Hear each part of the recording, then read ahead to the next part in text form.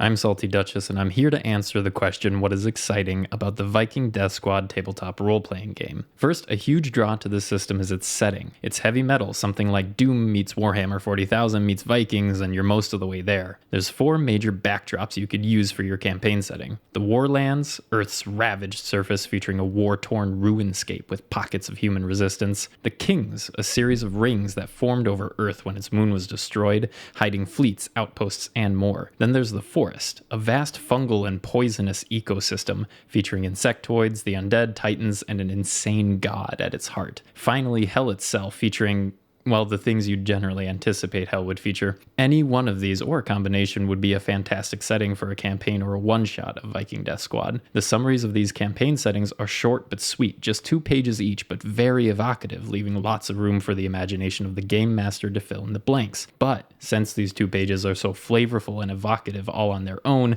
it doesn't feel like a chore or a burden to fill in those gaps, which is exciting. Second, the combat is fast, violent, and deadly. One way it keeps up the pace is by combining multiple results into one dice roll. For example, when combat starts, a player rolls their character's speed stat, which is done by rolling 1 6-sided dice for each point in the stat, and the result will determine not only what order they go in, but at the same time it determines how hard they are to hit. It's like an armor class and an initiative roll all at the same time. Another reason the combat is fast is that it forgoes damage rolls in the majority of instances. Most of the time, a player will either roll their character's power for a melee attack or aim for a ranged attack, and if that exceeds the target's speed, it is successful and does 1 hit. Speaking of hits, this is another way the system keeps things fast and simple. Hits are generally applied to armor. Armor can take 3 hits. After that, the armor is broken, provides no benefits, and cannot be repaired. If you get hit without any armor, you're dead. Simple as that.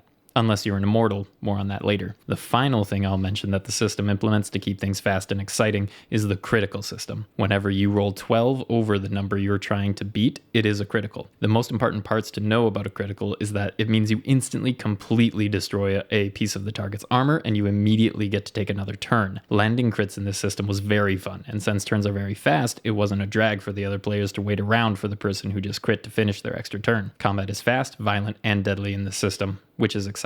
Third, there are some fun builds and synergies to pursue in this game. I'll confess, when I read through the system initially, that side of things just seemed fine or serviceable, but when I did a one-shot with my players recently, I pre-built some characters for them to play and kind of cherry-picked various traits and gear for them to have access to, and was very surprised and pleased with how diverse and unique the characters ended up feeling. One was this long-range assassin type who did a bunch of ranged damage and had chances to do extra hits. One was a berserker type who had an ability called Whirlwind that let him take extra melee attacks. More on this later. One was a spellslinger type who buffed allies and weakened foes, and one had a special skill called X Factor that kind of functioned like an attack, except it was a guaranteed hit on a 4, 5, or 6, and he would add some dice from his resolve skill to his X Factor skill dice pool. That character had some very fun swingy turns. There was an especially fun synergy where the spellslinger buffed the berserker's Whirlwind skill, so the berserker would hit, often a crit because of a powerful weapon he got, then roll a huge dice pool for his Whirlwind skill thanks to the spellslinger, and end up with really decent odds of just going infinite hit after hit after hit against the final boss I had set up for them, which was exciting. Fourth, it was really easy to homebrew up enemies. There's a relatively limited bestiary in the core rulebook, but it lays out enough enemies of different difficulties that I was able to homebrew up a few enemies for my one-shot, and they worked really well. The stat blocks are straightforward enough that it felt very approachable to retool and reinvent things for our game as needed, which is exciting. Finally, the game has some pretty interesting loops for ongoing campaigns. Succeeding at skills improves them. Rolling more dice and increasing your chance of success is always fun. New and interesting gear can be found as you play, some of which can fundamentally affect your strategies and synergies on the team, and every time you crit, you get closer to unlocking a blood rune. A blood rune is a powerful upgrade to your character that is permanent. The Hegalis rune, which gives you another turn every time you get a kill, shined very brightly in our one-shot. Another interesting mechanic for a campaign that I don't see very often in role-playing games is that there is an inbuilt fail condition for the campaign. Remember way earlier I mentioned you died if you get hit when you have no armor. Immortals are the exception to this case. Immortals are a powerful character creation option for your players, as all immortals have 3 lives, but there is a catch. There are only 10 immortals remaining in this world, and if all 10 are defeated,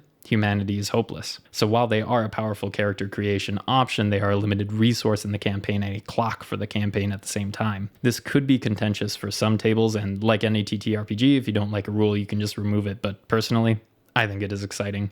Thanks for your time. Bye.